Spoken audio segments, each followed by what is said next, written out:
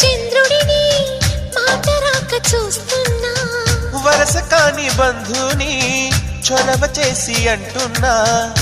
ఇంకెప్పుడు ఒంటరినని అనరాదని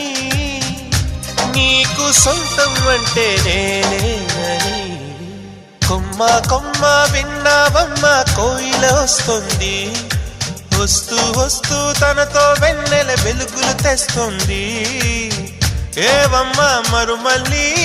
తోరణాలు కడతావా చిలకమ్మ ఎదురేగి స్వాగతాలు చెబుతావా పూల పొగరిల్లేరా రమ్మందని విన్నానమ్మ